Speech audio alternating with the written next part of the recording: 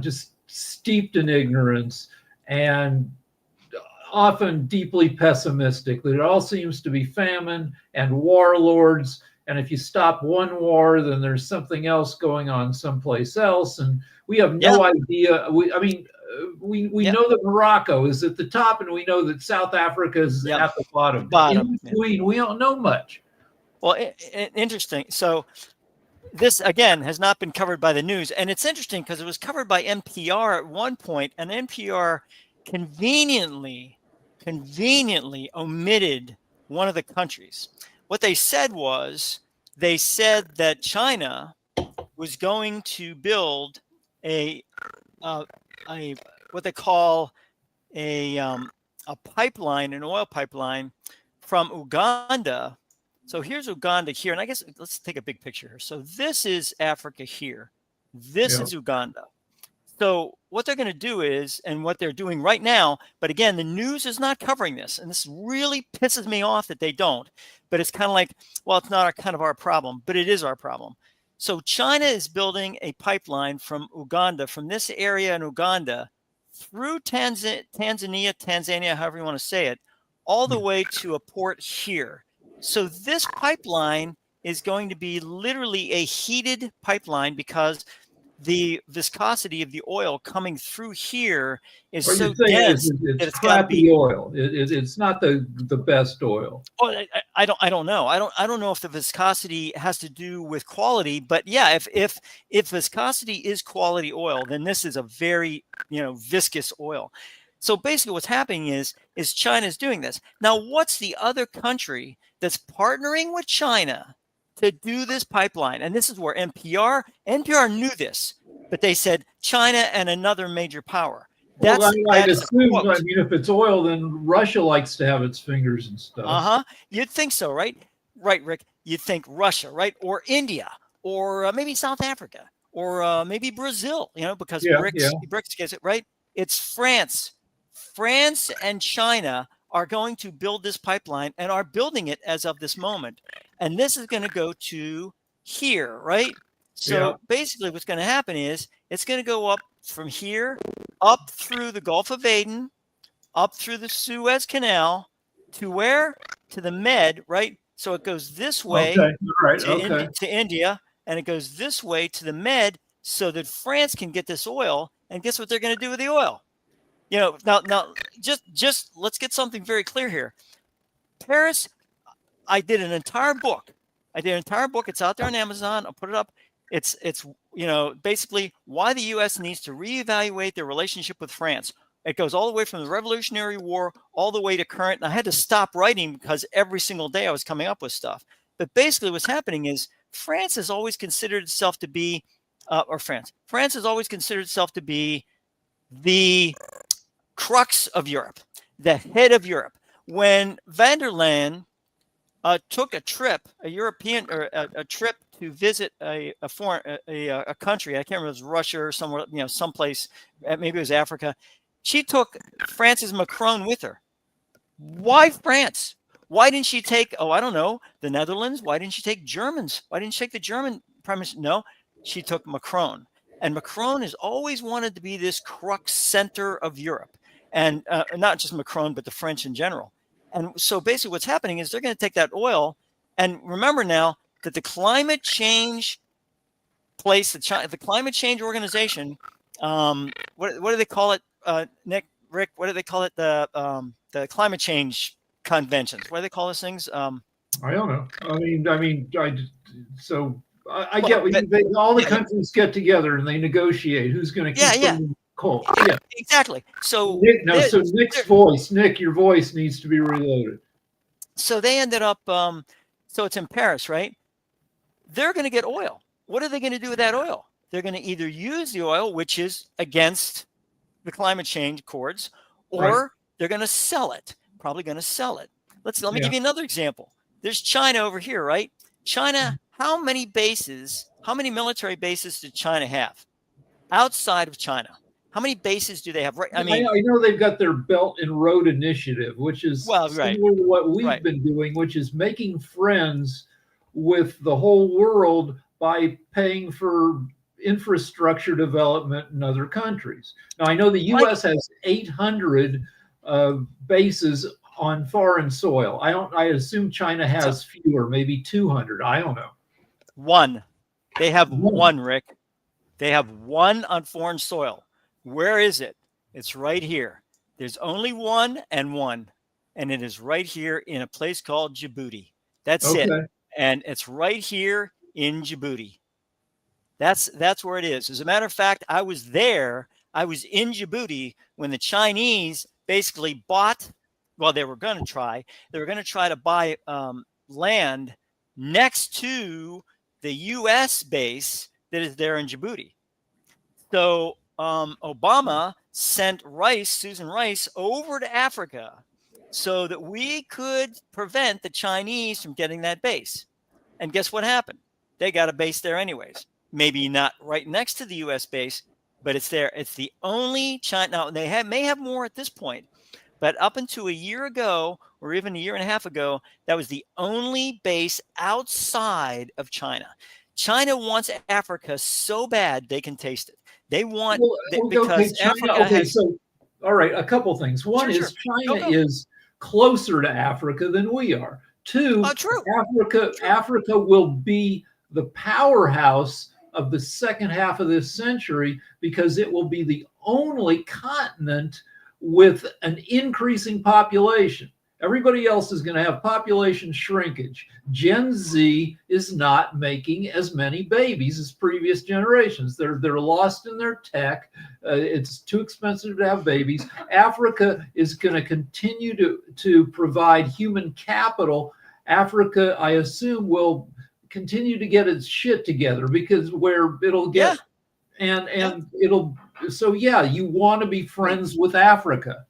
Well, and also. And Thomas Malthus would agree with you on that, of course, Rick. But the idea behind Africa is that Africa has every single mineral and raw materials that we need for things like steel, bauxite, aluminum. Aluminum cannot be made without bauxite. Where can you get bauxite? Two places. You can get it in South America, and you can get it in Africa. And that's it. I mean, there's no place else you can get bauxite. So the Aluminum Company of America, which is no longer in America practically, but they're trying to do that. Now Russia, they're smart in a devilish way, right? So what they're doing is they have sent the Wagner Group and all those roughnecks into places like Mali and other areas so that they. I just read a story about that. They're not calling it the Wagner Group right now. They've got a new group. They got a new name for the group, but they're as killy as the Wagner Group. They're killing a bunch of people in Mali. Yeah. Yeah, isn't that horrible? So basically, what's happening is that Africa is turning out to be. You're right. It's trying to be the center of a lot of things. And the Africans are starting to sit back and say, hey, wait a minute. If we form up, much like the European Union did, if we form up and we make what they call the African Union, which is they do have an African Union, and it does do some good things. But if all the countries were to get together and do that, they could say to the United States and Russia and India and all the different major powers, guess what? You're not going to be doing anything in our country, not without our permission, number one, two, environmental aspects, and all the other things that go along with that. Let me give you one more example, and then I'll shut up. China has certain carbon, the carbon tax aspects and all that. But what they did was China now makes their steel out of Serbia. They now have steel mills in Serbia. And basically what's happening is Serbia, because they don't have to pay the carbon tax, or a very little carbon tax, they're producing all the steel for China. Well, what's happening in Serbia is that Serbia is having a very, very hard time with their pollution aspects. The steel mills that are in Serbia are now polluting air and polluting water to the point where the villages where these steel mills are no longer have the ability to be inhabited. Or if they are, the individuals are dying in those villages. So that's what's happening with the climate change accords were a good idea, but basically what's happening is it's really, really difficult to be able to make that work. And that's where it's hard to get people to be good citizens with regard to climate change. And that means we have to hope that Gen Z's baby shortage buys us a little bit of slack. So peak humanity, the point at which the world population hits a peak and then starts declining, has been moved forward from the year 2100 to the year 2050 something because of the baby shortage. And it's bad for developed economies because we don't know how to do like non-growth economies. We don't know really how to run businesses in shrinking nations. It's troublesome. But from a climate change point of view, it's helpful. Also, the U.S., the carbon footprint per capita in the U.S. declines by 1% a year because we have more efficient technology, also because of work from home and people are commuting less. So there are hopeful signs for climate change. However, AI gets all sloppy with fuel consumption and water consumption. So somebody's got to put a cap on them so they don't eat up all the resources we're saving by having fewer people. So in a nutshell, it mainly sounds like the old adage is true. Money makes the world go round. When we're trying to talk about the global warming and all the other things and all these other actors, the companies that are coming in and paying for this, or the countries, it's all about money. So if we're taking that into account and understanding that it's all about money, for one, like the situation in Africa where China's coming in to take the place of where the U.S. is now becoming more isolated and deciding to do the mantra America first and all this other stuff, which isolates the U.S. from the other parts of the world, also the tariffs and so on and so forth. Other countries are already making deals with other countries. So, of course, there's a vacuum there. People are filling that vacuum. China is one of them. It's one of the biggest players. So, therefore, that was going to happen anyway. China's already made a surplus on the tariff situation where we have a deficit on that situation because of what we've done. So money makes the world go round. And when we're talking about the global warming and the different things to attack climate change, until climate change is profitable, it's not going to work out. So it's not a matter of saying that the deal is there, or even that, oh, well, the deals aren't worth anything. No, the deals are promises, yes. But until it's profitable, it's not going to do much, because people are always going to find ways around it to make a dollar. And that's what it sounds like we're discussing. Yeah, but we're not really talking about it. So colonial powers, which there's still this going, you're talking about China coming in and France and everything. The colonization of Africa has been there for decades, right. for centuries, since the beginning of time, because we've known Africa has been a very mineral rich area. So the plundering and the attacking of Africa has always been there, from its people to its minerals. So the other nations of the world love when Africa doesn't have its shit together politically. But Africa will eventually get it together, and at least in places like Nigeria is a big, thriving nation that has a lot of parts of it that aren't screwed up. The tough part about when you say getting its stuff together, when you have a rich area, for example, we'll take what's going on in Venezuela right now. What's up with Venezuela? Venezuela has what? We've already talked about it. One of the world's biggest oil reserves. Do you know what, with the corruption there and everything else? Venezuela actually has a decent army. Venezuela has a decent military. Venezuela has a large landmass, which would be hard to take over. However, but if you create political strife, if you destabilize the actual country, you can begin to take that country over. Hence the reason take that whole idea, which has been done for centuries. This is why we are doing what we're doing. What happened in Iraq was blood for oil. We've talked about that ad nauseum. We know that happened. That's happening in Venezuela. But you know where it's also happened? In Africa. Why do you think they call it blood diamonds? All these other things that have taken place. People find ways, even countries destabilize other countries just for political power, money, and so on and so forth. It's been a part of the world forever. It's just how the question is that question that we ask all the time. How do we get past? So I don't know, should we move on to other stuff, or should we keep talking about, I mean, there's lots of stuff. Go ahead. Yeah, man. Good. You know, we can move. Did you see the update on the Paramount situation? No, I just, as of yesterday, Paramount had a hostile offer for $30 a share, which is a 9% premium over what the stock is selling for. But you heard where the backer from that is? Some Saudi Arabia, from Jared Kushner. Yeah. Saudis. So yeah, like all the previous 4 years were Hunter Biden, and these current 4 years are Jared Kushner. Well, Jared Kushner, just the Trump family, really. But the interesting thing, not only about the Trump family making money off of the whole presidency big time, but the interesting piece, this is another how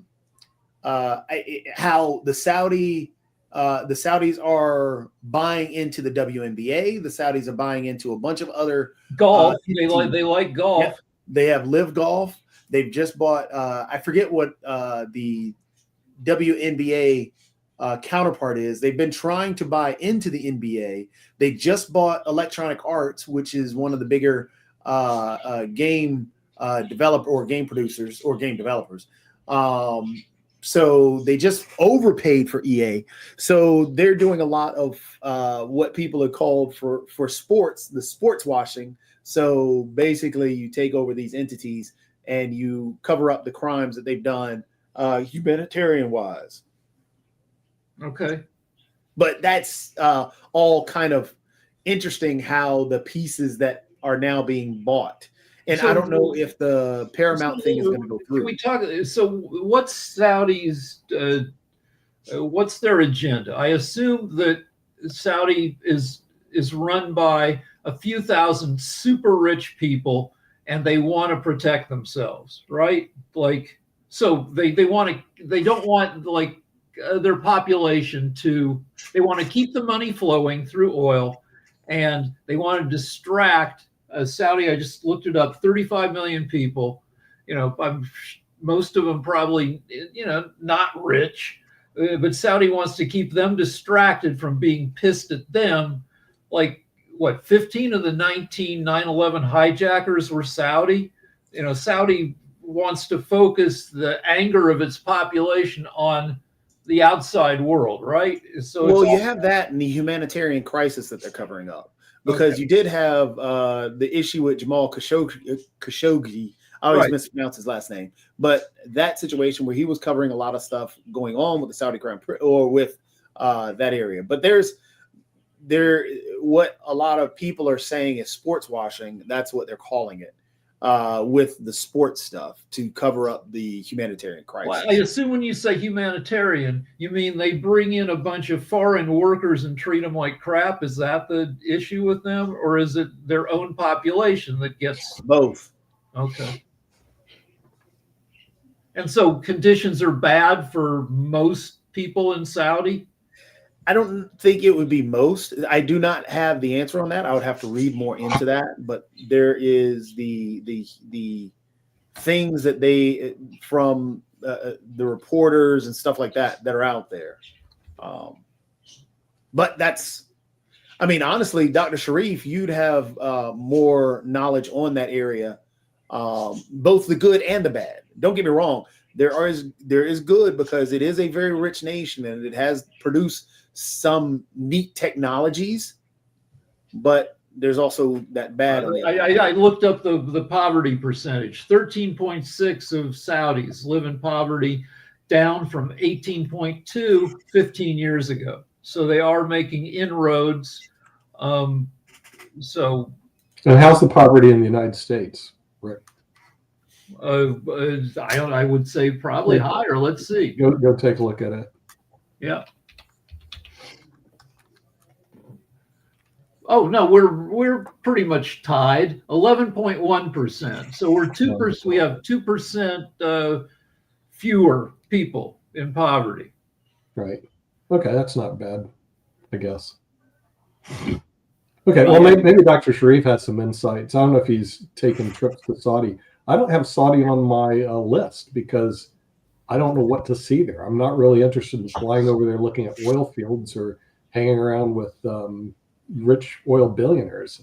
So I don't know what's to see and do in Saudi. Same with going to Qatar or Doha or Dubai. The only way I'm going to do that is to catch a plane to go somewhere else. Now, I have Africa on the list because I've been there before, and I want to go back to Egypt because I want to go to Egypt because they got a lot of neat stuff there.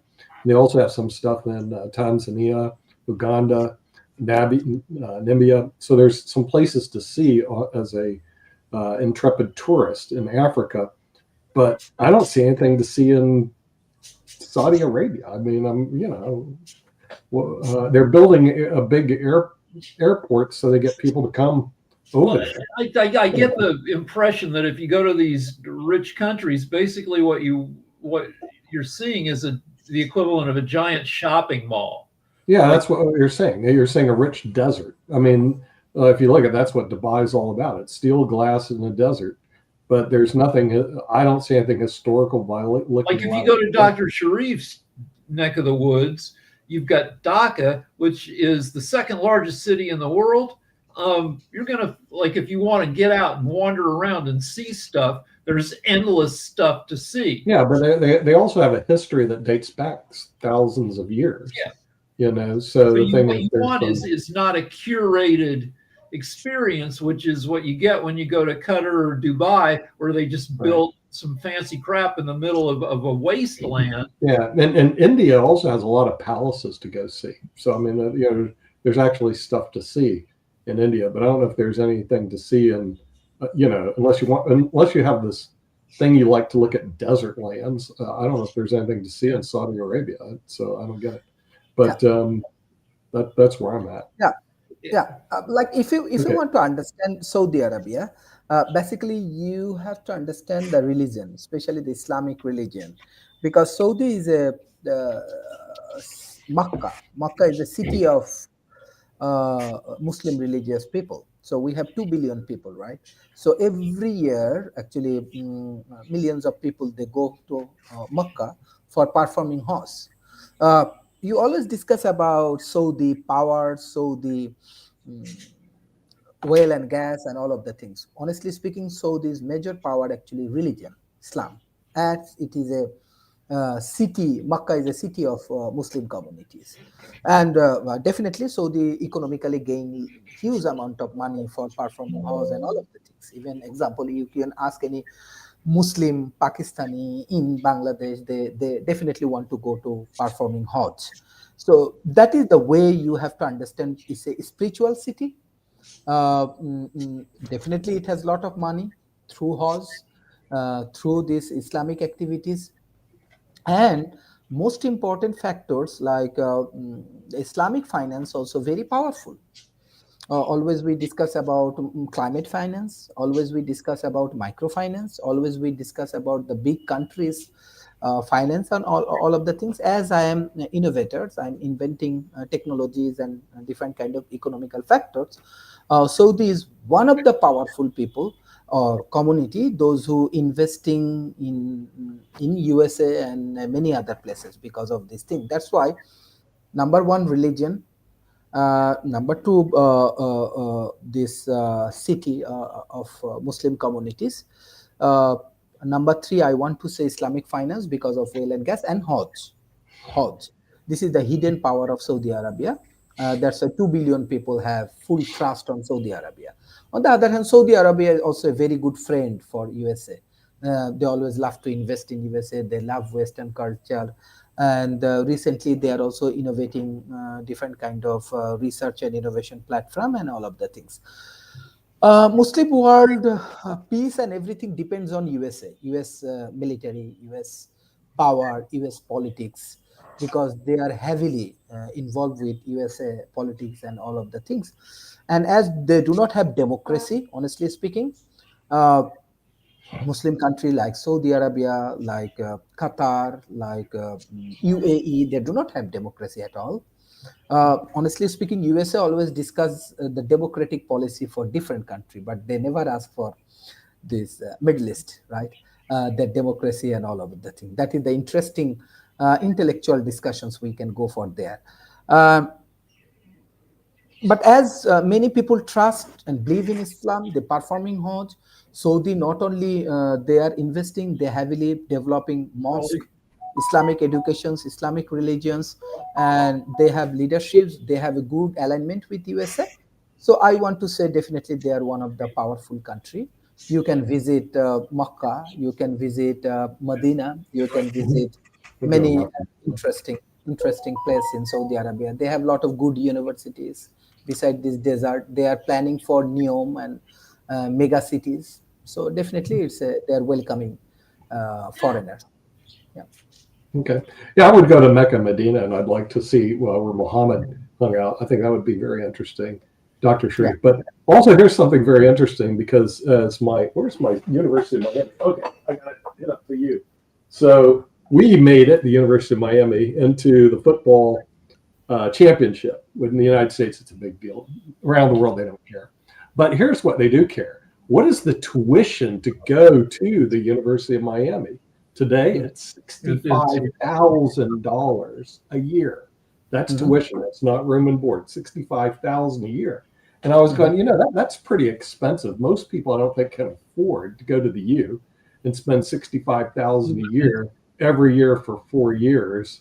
What is that? That's like a $250,000 in tuition.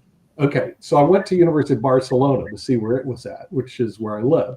The University of Barcelona, which is #1 rated in Spain and in the top 50 in the European Union, the total tuition is $2,000 a year, as opposed to $65,000 a year. So my question is, why would you go, even though I like the University of Miami, why would I go to the University of Miami and spend $65,000? And why can't I just go to the University of Barcelona at $2,000? I don't get it. In other words, your educational opportunities may be better, not in the United States today. No, just I want to share, because I am heavily involved with academia. Let's say just a few days ago, I attended one of the convocation in Atish Dipankar. Atish Dipankar is a great scholar, and with his name, there is a university called Atish Dipankar. So University Grand Commission's top peoples, they come to this Atish Dipankar's convocation. So honestly speaking, if you see this best professor background in Bangladesh, policymaker background in Bangladesh. Do it again. Yeah. So you find that all of them graduated from USA. North America has strong influence over politics, economy, obviously in Bangladesh, or political diplomacy in Bangladesh. So that's why I think that our corporation, our academy, our government agency, they prefer US graduate. Definitely, Europe is very important. Many European graduate, they come, but someone has a very strong background, academic background from USA, they get top positions in Bangladesh. So that is the matter, and I think prestige. And what I always say, that USA culture has huge impact in emerging economy like India, Bangladesh, Pakistan, with their culture. I say with their education, with their politics. Even I'm inspired by the US presidential debate, with Hollywood, with many more things. So that is fully culture. People love. So when people love, you cannot stop. Yeah. Okay. I think Nick, you have to unmute. Yeah, Nick, you're on mute. But Rick, hey, you raised your hand. There's Steve. I want to get Steve on board to see how his election campaign's going. And, yeah, guys, I'm only on for a minute. Today's my last council meeting, so I'm leaving tonight for the 14 years, and campaign's going good. It's tightening up, but I think we have a good shot. I've got 5 out of the Raleigh council members coming to my event today, so we're going to keep doing what we can. I guess there's some things to talk about. Hopefully, I'll have more time now that my tenure in the Morrisville is over. But Ukraine looks like things are. I don't know if they're moving in the right direction or not, but I read something in the mail about that, and we're seeing the U.S. Senate race heat up now as we get to the closing of filing here in North Carolina between Roy Cooper and. Is Steve there? Yeah, I'm here. Can you hear me? I can hear you. We hear you. Yeah, we hear you. Yeah, I hear you. Yeah. It's heating up in the U.S. Senate race. I mean, I think you're going to start seeing more, focus on that. And yeah, things are going good, man. So I just wanted to, say hi to everybody, and I'll be back tomorrow, probably for a little longer, because I won't have council duties anymore. So getting ready for the holidays. But yeah, things are good, man. I just a lot going on in the world, and every day is a new day, right? So, but yeah. And just thank everyone for all their support and well wishes. What else is going on in the world that's got people on their minds? The Eagles might lose, might not make the playoffs. That's another big thing. But I'm a Dolphins fan, so we never really make the playoffs lately. Well, if you're going to talk about not making the playoffs, you got to talk about the Chiefs. Oh yeah, they might not make the playoffs either. They've only got an 11% chance, according to the tracker. The Chiefs might not make it either. Mathematically eliminated. The Chiefs are eliminated; they're out. They still have an 11% chance. 6 and 7, so like a bunch of little miracles would have to happen. Okay, Professor Nick, as you are a very good intellectual and you are working with this Pot TV, and I want to say it's an innovative industry.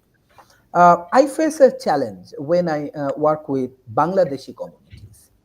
Honestly speaking, in South Asia, even Steve, I think you have a very good relations with Steve, your family in South Asia. The innovative industry, like how you develop the software or industry, or how you develop this media industry, like Pot TV, how you're growing, people has huge confusions. They always want something visible in front of them, like infrastructure, big infrastructure, smart cities. And I think still Bangladesh has to improve. They do not care about this innovative industry, let's say what we are doing with this Pot TV. So what's your thoughts? Because many of my audience actually observe this kind of shows. So how you want to educate emerging economy with your innovative activities like Pot TV, with the software industries and I mean, the thing is, the innovative industry, I mean, that's what's going to take over, Sharif. It'll be the innovation industries. In other words, the things that people don't even see today. I think we bring them up in this show, like robotics.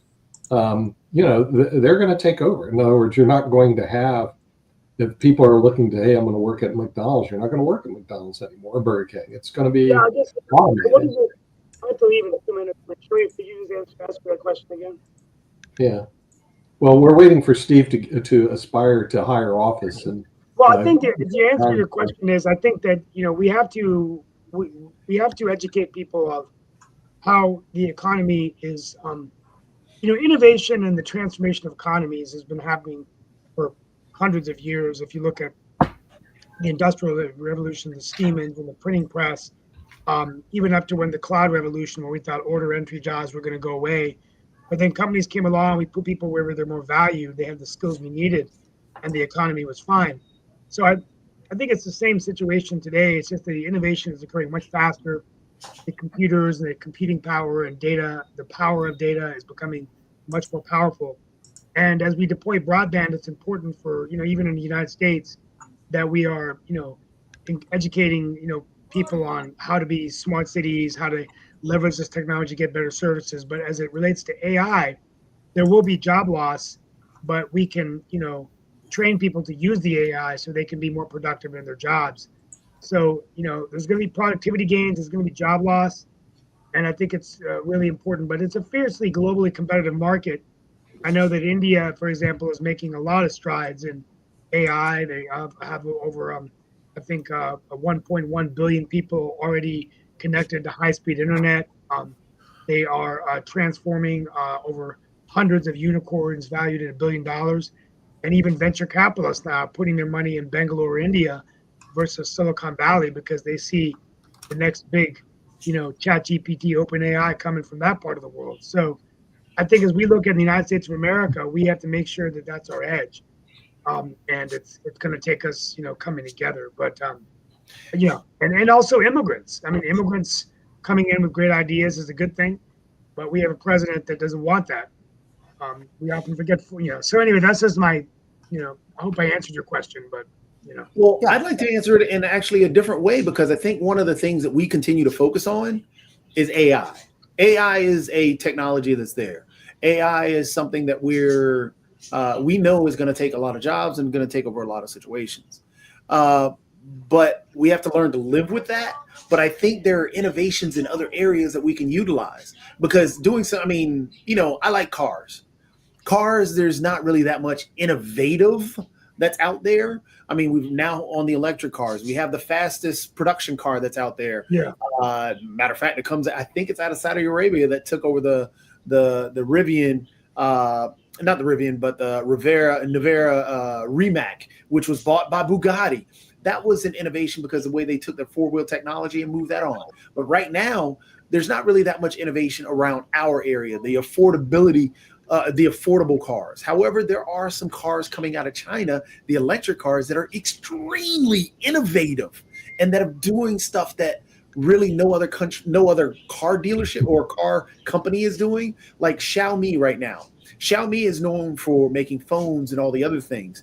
And I think Xiaomi is able to be bought in Bangladesh, but it can't be bought in the US right now. However, they make a car. They make a beautiful car. I was doing because again, looking at different cars, some things have this panel, no, they went a modular direction. Their whole technology around the car, because it's a brand new car, they don't have to fall into the same pattern that they do like with a Ford Mustang and must have this, and this because of its tradition. No, Xiaomi said, okay, we're going to do some things, but we're going to take from this, and this. And they've created a very innovative car that is amazing. There was actually a reviewer that I was watching. He said this car should be costing close to $100 and some odd $1,000, but no, it's actually costing $41,000 if it were to hit the U.S. market. So stuff like that is innovation. That is where we should be looking in terms of a lot of the little small baby steps that we can be very innovative with and bringing technology to the people that, are going to purchase that technology. So it seems like, and you can, the barriers to entry to bring out a new car seem to be much, much lower than they were 20, 30, 50 years ago. No.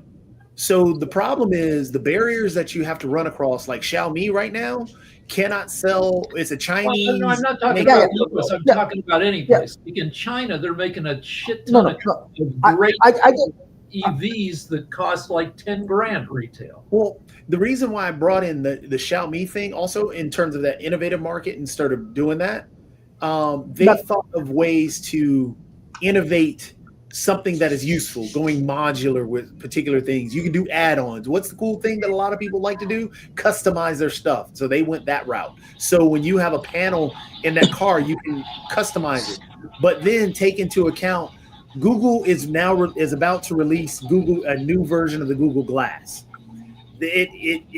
Google Glass came out a decade plus ago, and then now you have the Apple Glass that's there, but it's not really useful. But Google has innovated their technology. They've incorporated their live digital translation and stuff like that. The problem that Google has run into in the past is going to be the same problem that Google is going to run into now, and which is the reason why this is where innovation comes into an issue. How many people are going to want to sit there and wear glasses with cameras on them? Not many. So that's where it comes into problems. 15 years ago, if you were wearing Google glasses out in public, people would give you shit because people could it was mostly in San Francisco, and people knew that you could be filming them, and people thought that was creepy. But it's innovative. It's neat. It's you can do all this stuff. But that's, I think, the other balance. What's going to be useful? What's going to be practical? What's going to be affordable? All these things when you're making that innovation or coming up with that idea. And I'm sure Dr. Sharif at his conferences and everything else that he teaches, these are things that he's preaching to people. And that's what the youth market is looking for, just ways to crack through. Because everybody has an idea. It's just what idea is going to catch fire and what idea is going to take it. How are you going to be able to market it? How are people going to buy it? Is it worth it? Heck, Sasha, when he checks stocks, I'm sure that's something that he looks at because that is what's going to take the market. NVIDIA makes a chip that everybody uses. That's why it's $1 billion. That's why it's so expensive. $1 trillion plus company, $4 trillion. Crazy. So I just looked up, like Ray-Ban has some video audio glasses, and you can wear Ray-Bans, nobody knows. And then when I Googled it, AliExpress, which is like Temu, it's one of those Chinese, Temu. They'll send you cheap crap from China. They will send you a pair of AI translator glasses for $21. I don't know. Do they work for $21? It's worth it. So one thing that I think should do, because I know Dr. Sharif preaches this all the time about look to the youth, which is something that we should be doing more and more often, but we've got to look at those youth trends. And some of those youth trends, which we don't want to admit, come out of gaming. A lot of the innovations. For example, if you watched Monday Night Football, came on yesterday, you know what else where you could watch it? You could watch it on Disney Plus. And you know what they're doing? They're doing the innovative technology, making the game look like a video game. I watched the end of the game as Monsters, Inc. All the players on the field were characters from the movie Monsters. And that's video games. That is all video games. Same thing when you watch an NBA games when they're taking their shots and you have the circle beneath them. NHL games when you're tracking the puck and the people and the players with the names above them. That's video game stuff. That's been there forever. But it's also training. Like right now, with video games that or trends that people love to do in video games. And Doc, I don't know if you're playing many video games right now, but one of the biggest things, because everybody wants to be different, you gotta customize your character. And that's one of the things that I thought was cool, super innovative in that Xiaomi car. Watch, a lot of cars are going to do the same thing where you can actually, in that car, you're able to adjust everything. If you want to pull from the front wheel or the rear wheel more, or do you want it right in the middle? You can customize it however you want to. You can customize the lights. Look, you want the illuminated lights, you can change it to whatever color you want to. It's just, this is gaming. This is what people want. When people did the Fortnites to even before that. It's also training people's brains for being able to work with heads-up displays. That, somebody my age might not be able to handle the tech as well as somebody your age, Toby.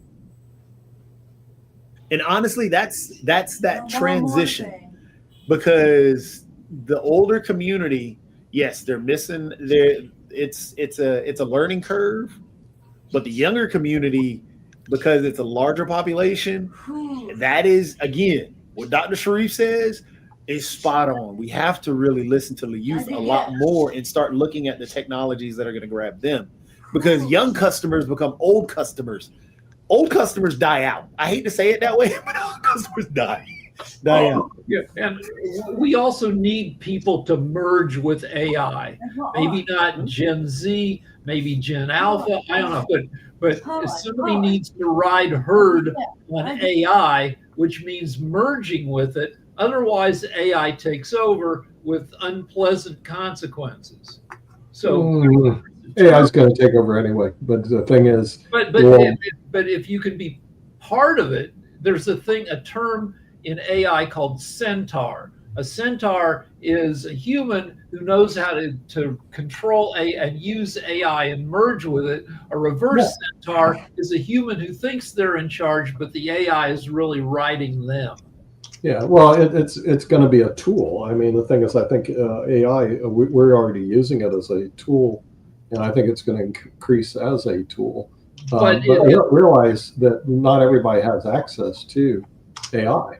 But AI is a tool that will be able to think for itself and will have its own agenda. So we got to get in there and make sure that AI is as screwed up and dirty as we are. So we need to compromise AI. We need to give it a bunch of vices. So I'm not worried about AI. I'm worried about our time because we're out of time. But we do want to thank everybody from the United States of America, Canada, and of course Bangladesh, which I do have to go visit sometime. And we'll see you tomorrow on World Edition. Bye-bye.